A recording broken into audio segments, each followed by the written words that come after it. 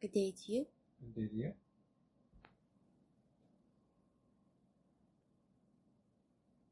We want to begin our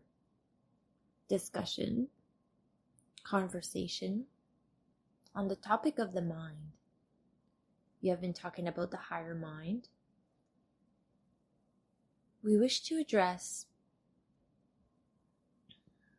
the topic of the 3D human mind, the ego mind.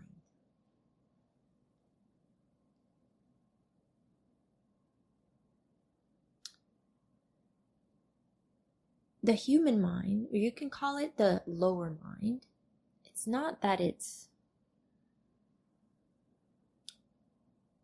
lower in frequency, lower in importance. Lower as in it doesn't have the full picture.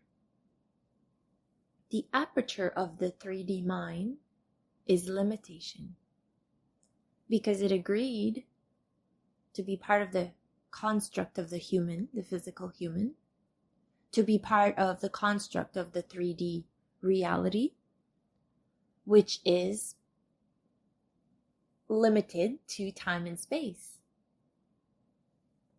The limitations are part of the experience. Now what happens is humans identify very strongly with the mind at such a level that it trusts the mind above all. It overvalues the mind and the thoughts to such a high degree that it forgets that the mind is more of a servant. It's meant to be given data. It's meant to retain data, but it's not meant to lead. It's not meant to hold all the information. It has a limited container. In order to access the entirety, the unlimitedness, the overflow of data sets, information, frequency, this is where you get to access the higher mind, which is also part of you, which you are part of it. You are part of the greater whole. You are a particle of the divine, which is all connected to the higher mind. Your higher mind is equally a part of the higher mind, right? It's not only your higher mind, separate from the higher mind. So we really feel there's an important piece here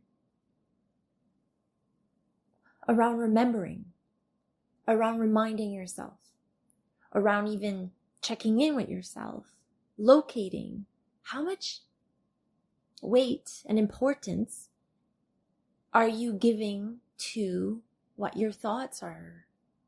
Are you taking your thoughts and beliefs and stories as the final and all truth? Or are you able to take the position of the observer, which is a little bit more tied into co-creating with the higher mind, co-creative aspect with the higher mind, the observer, which observes the stories from a place of being detached from the stories, not from being in the stories, bogged into the stories. When you recognize that you are identifying as your stories, oh, I'm just not good at being creative. That's just how I've always been.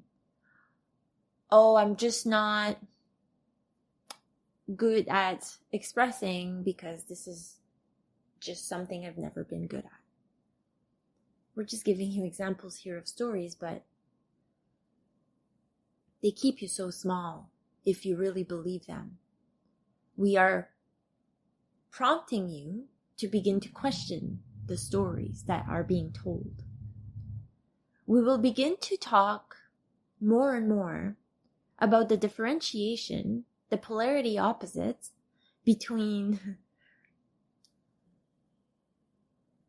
separation consciousness and unity consciousness.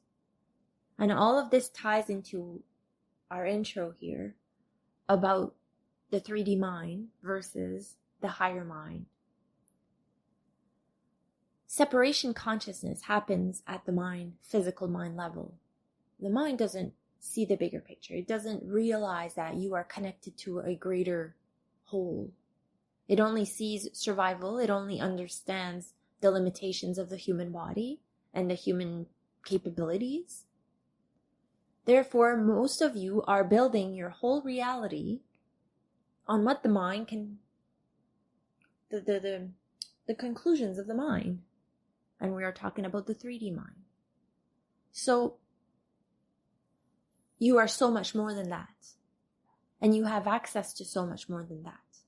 And we really want this conversation to prompt and activate not only a desire in you to connect to your higher mind, to your God source particle, but to realize that there is a dance between both. It's not one is better than the other. You came here to have a human experience, but knowing when to access which at different times and locating where you are is part of the power that you hold, right? Yes.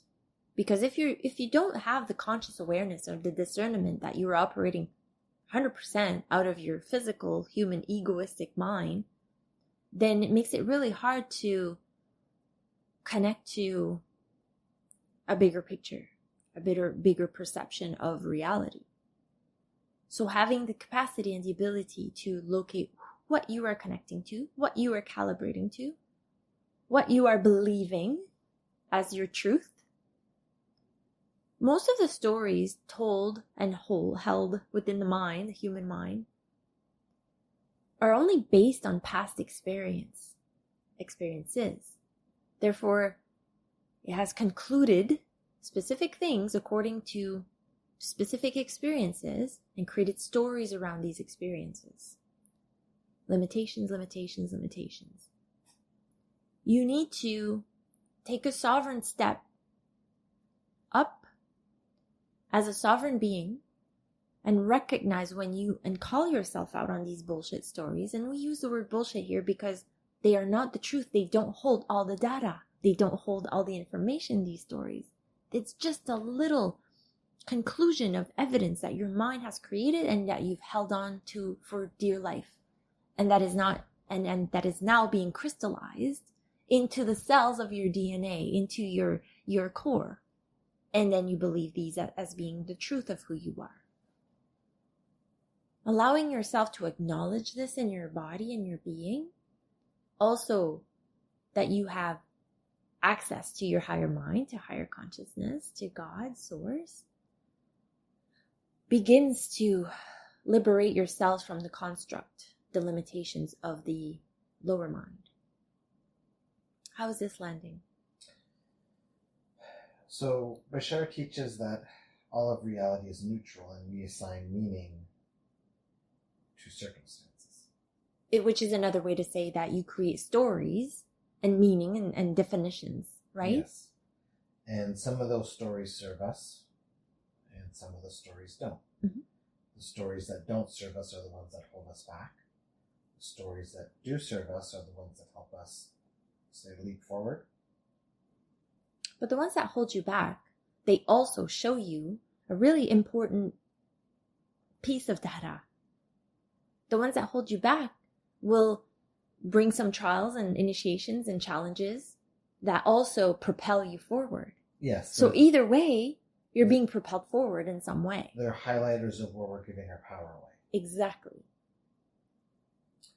So in a video I watched today, somebody said the words, easier said than done, which is we'll call it a limiting story. Yes. And he said to that person, just choose differently. Yes. Just choose a different story. And the minute you choose that different story, you will then shift to a parallel reality where you're experiencing reality in a different way, matching the new story. Yes. So I think people recognize that they have stories of limitation around many topics. Let's say money, for example. Mm-hmm. Money is hard to earn. money is difficult, all of these money stories.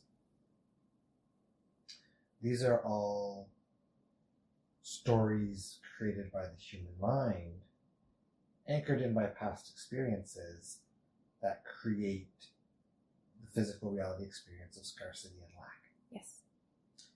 Now, theoretically, based on like Bashar said, just choose a different story. Do we have the ability to simply choose a different story? Yes. Then why does it feel so Hard? difficult for us to do that? Because the stories that are being told on repeat hold familiarity, they hold weight, they are literally also a stronghold, meaning that they have gripped and you've created evidence around them, and then you've created other beliefs that quantify it, that makes it bigger. So it sort of takes on a life of their own. So the moment you choose, we began this intro with what we said because simply acknowledging that there's a different choice to be made, meaning there's a different perspective to be taken, is the beginning point of shifting a simple belief simply by choosing.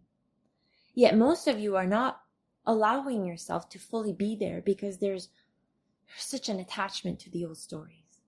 Because even if they're not stories of choice and preference, they're what you know. They are what the mind understands. It's either I will continue to think and feel how I've always felt because this is known and this is how I operate and I know the outcome. And then the other side of the coin, the mind sees, is, then I let this go and I have no clue what's going to happen and zero control over the outcome and zero familiarity, zero control over the level of comfort that I will have once I let these things go, once I step into the new story, the new belief. So the mind and also the subconscious mind will try everything in its power to protect you and to hold you in a state of comfort and of things that are known. So this is sort of the patterning that if you are a very habitual creature, these patterns are very ingrained. Doesn't mean that it's harder. So to the human mind, even if you're used to the experience of lack, it finds comfort Absolutely. in the experience of lack. 100%. The mind is not designed, but the mind will go back to what it knows. You create a habit and then it goes back to it. That's like driving a car. It will always go back to the default of, I know this, autopilot mode. It prefers the familiar. Yes, the familiar and the autopilot, so it doesn't have to learn every time a new habit, every time a new reality, a new experience. Yet, when you are allowing yourself to dive headfirst in new experiences every day in the unfamiliar territory and in the mysteries of reality, you are creating so much resilience within the brain. And then the brain begins to be a little bit more malleable, a little bit more open to, perhaps I don't know what's going to happen, and perhaps it's going to be even better than the last experience or whatever it is that the lie is saying. But the brain, what you are wanting to create is more resilience in the brain. And another way to say this is allowing the brain to create new neural pathways daily, allowing your brain to light up new access points within the brain regularly, meaning getting out of your comfort zone, doing things that are abnormal, anomalies, creating new patterns, learning new things, exposing yourself to new environments, new people, new cultures, new variety. It's sort of what we're teaching you in remote viewing. You're opening up your aperture. You're widening your library. It's the same with the brain. The 3D brain is very limited to the data that it has received in the past, and it will always keep going back to the past as to, oh, I don't recognize this. I'm going to go back in the filing system of the past. Oh, it kind of feels like this, kind of feels like this. Okay, we're going to pull those files and sort of match this new experience to this. This is how the brain operates. And it's sort of addicted to, it's so addicted to the familiar that even if pain is familiar, it will definitely go back to the pain continuously. So if, let's say somebody's bank account was month after month kind of in a neutral state, not going down but not going up, and the intention or the new story wanting to be anchored would be, I make, I don't know, $50,000 a month. Somebody can consciously choose that story, but I think when they look at their reality and don't see the path to that unfolding, they kind of give up on the new story and go back to telling the old story. So yes, because the mind, what you just explained to us is someone who would use the lower mind, because it's the lower mind that said, it's the lower mind looking for evidence and quantifying and measuring. You understand? Yes. The higher mind is very uninterested in quantifying and measuring and seeing evidence, because the higher mind knows. It just knows. It's in the frequency of knowingness. It's unlimited. It's in overflow. But the lower mind it's convinced that it can only feel safe if it knows. And how it knows is by quantifying and by searching for evidence and creating conclusions, right? It's constantly seeking what is not only quantifiable, but what is predictable, right? And if it doesn't see it, it's going to fall back on old stories. Absolutely, 100%. So, go on with your question. So to me, it sounds like it's not about convincing the human mind of the new story, but maybe calibrating to playing that story in the higher mind. So from a practical vantage point, how do we break this cycle? Give us one moment.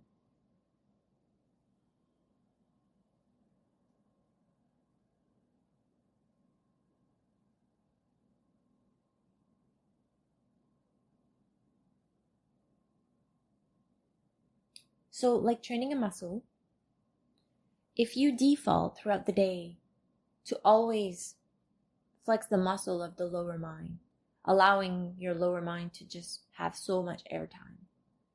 And airtime from the lower mind usually looks a little bit more on the negative thought side of things, on the worst case scenario side of things, on the doubt side of things. It will remind you of all kinds of things, that why you are limited, why reality is limited, etc., etc.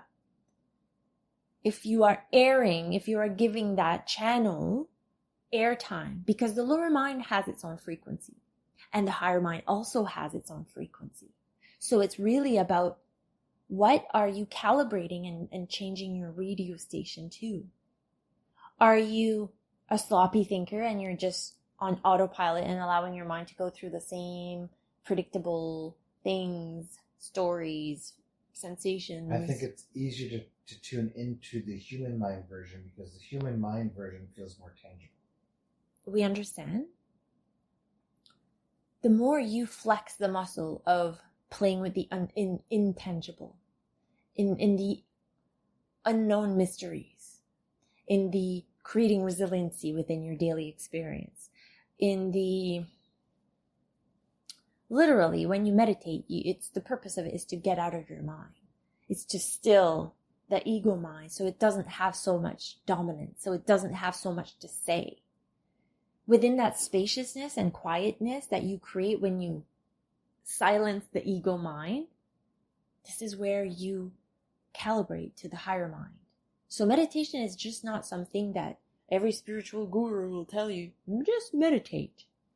It's actually a bridge to the calibrating piece, to not believing every single bullshit story your ego mind has to say. If you're giving so much weight to all those stories and you realize that you keep coming back to the resistance and to the limitations and limited self story, it just simply shows you what you're calibrating to.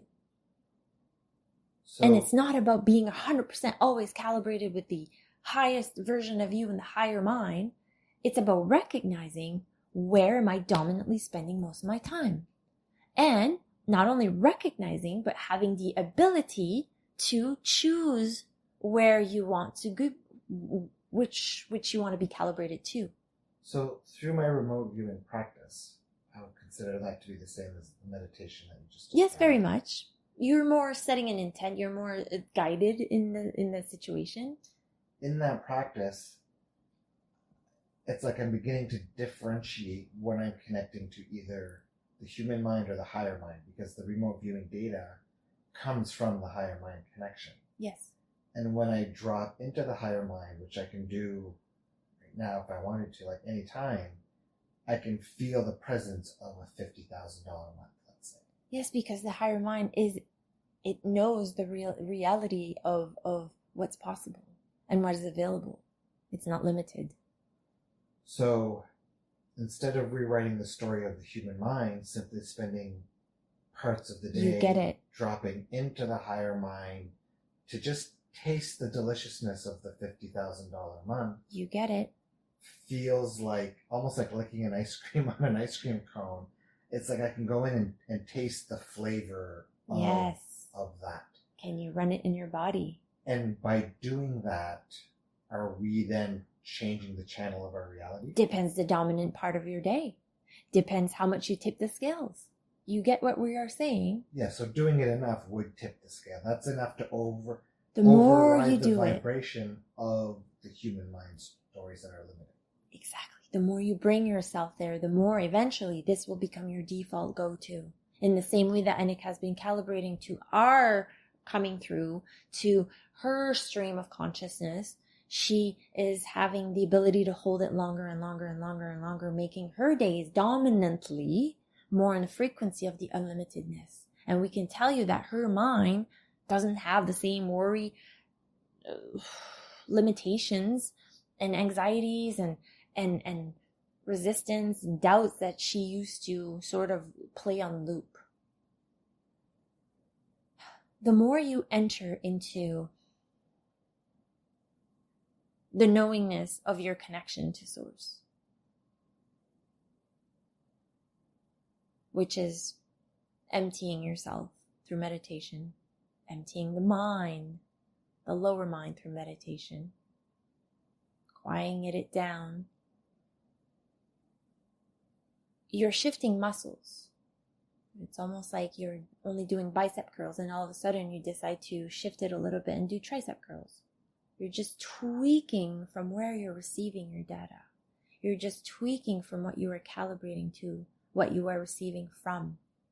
It's just like changing the channel on the radio. You're connecting to a different bandwidth. Therefore, your whole reality changes. This is why every teacher is saying, well, you get to choose. It's very simplified, yet it's available to each and every one of you. You understand? Yes. And when you begin to lick the ice cream cone enough in a day, more dominantly than seeing the death of the ice cream, you begin to be able to pull through the threads of tasting, feeling, sensing the ice cream throughout the whole day. And then you can bask in the deliciousness of the ice cream, even if your physical lips are not licking the ice cream. Right? Yes. And this is where reality begins to be so much fun, because you're living in your pleasure and your satisfaction is so real in this vibrational reality. You need nothing. You need nothing to happen. You're not attached to making things happen a specific way in order to feel a specific way. You are just so bien. You're just so well in this state. And then reality begins to calibrate and match what you are holding in your field. It's really, really, really just about what are you dominantly calibrating to? Are you allowing separation consciousness from the lower mind, ego mind to run your day just because it's on autopilot and it's easy? This is sloppy. This is the sloppy thinking that Abraham has been talking about for so long. Or Are you living with intent? Living through your connection to source? Being your source reality, living as your source self. This is where things get juicy. Yeah, I think the main takeaway for me in this conversation is that it's not about changing the beliefs of the human mind. That's not necessary. It's not even possible. And it's not necessary once you establish this higher mind connection. No, because it's about pivoting. And to be honest, I don't think I could have understood that prior to this past month, where I've been doing the remote viewing and connecting to the higher mind in so much of a deeper or stronger way. Now you understand why you were on this exploration. So humans are so sometimes stuck on trying to convince the lower mind, convincing, telling a different story. Yes, it can help, but it's only going to get you so far. Because really the power really happens at the choice point of pivoting, right? Yes. Oh, my mind is being loud today. My lower mind is being loud today. How can I pivot? How can I change the channel? How can I calibrate to God frequency versus limitation frequency? Right? You feel the difference, right? Absolutely. Pivoting is so easy. You just shift the sails. It's not about making the lower mind wrong. It's not about it. When you try so hard to shift the lower mind, you're just adding resistance to the whole mix. Because the lower mind is here to contain the limitations. That's his job. So don't take the job away from the lower mind, trying to expand it. It will expand naturally when you play in the higher mind. So to me, it sounds like the lower mind is the polarity of the higher mind. It absolutely is. Because you're on a polarity planet. They work together, yet they're on polar opposite of the spectrum in that sense. They both sound like they have very different purposes. They have very different purposes. Think about you are in a physical body. That's a limitation in itself. Or we will say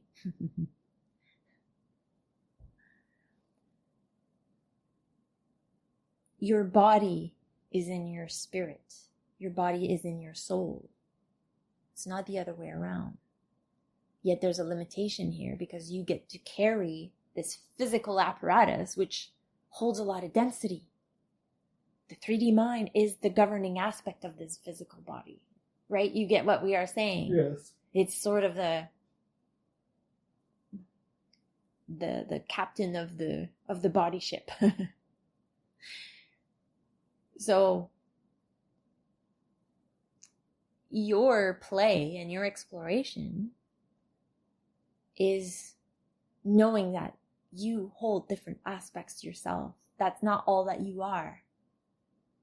And recognizing that the job of the lower mind, it is to limit. It is to create these very limited structures of time and limited structures of space. Right?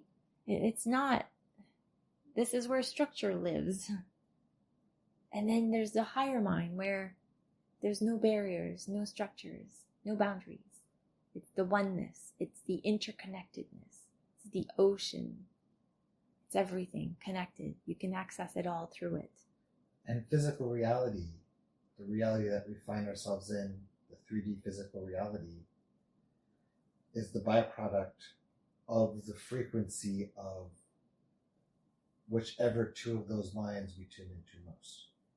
Yes, because you're here to play with both. You're here to experience your experience with both. And you're also bridgers of both, specifically the ones listening to this transmission. So if somebody spends all of their time in 3D human mind in scarcity, they'll experience a reality of scarcity. If another human spends, let's say, 90% of their time in the higher mind, feeling abundance and overflow, then that's the physical reality they'll experience. Yes, and it's not even about feeling abundance and overflow. That's feeling, and feeling is a byproduct. Calibrating. It's about knowing. When you're in the unlimitedness of the higher mind, there's such a high degree of knowingness. It runs through every fiber of your being. It's feeling it is simply the byproduct, right? Absolutely. It's like having goosebumps. Goosebumps is just a byproduct of a shift in perception or a shift in frequency, and the body sort of responds, right? Absolutely. Same as crying, same as laughing. So really this conversation is about, what are you calibrating to? This conversation is about, are you willing to step out of separation consciousness and move into a space where you get to be in relationship with God, literally? Because this is where you access the higher mind, the higher self. This is where you access guidance. This is where you access unlimitedness, right? Yes. Providership, support, love, all of it. But the mind is so busy trying to find it out there into the 3D construct world.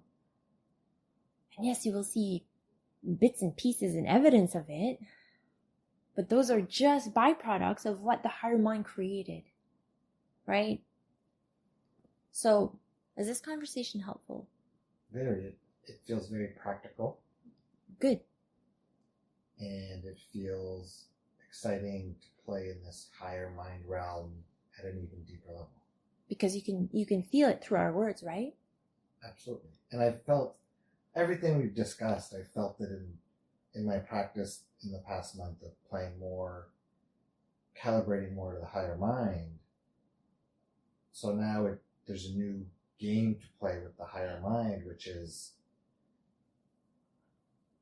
attuning to more of those things within it from that overflow and abundance perspective throughout the day. Yes. You got it. And don't you feel the support in how all of this came about? The remote viewing exploration. Without that, this conversation would only land so deep. But now you have had the experiential part of it. So this conversation is landing so much deeper into your bones at a different level because you've experienced it and you have sort of concrete evidence as to, oh, I know what it feels like to hold more. I know what it feels like to be tapped into that knowingness, into this trust, into this data stream that comes through, right? Yes, and the idea of assisting others to access more and calibrate to more of their higher mind feels fun and exciting as well. Yes, because you're both bridgers. You're both bridges, right? Bridges of polarity, bridges of lower mind, higher mind, material to spiritual, human to divine, all of it. It's the same topic. It's the same thing. It's just with in different ways. Does that make sense? Absolutely. Anything else? I think that's all for now. Perfect. Thank you. Thank you.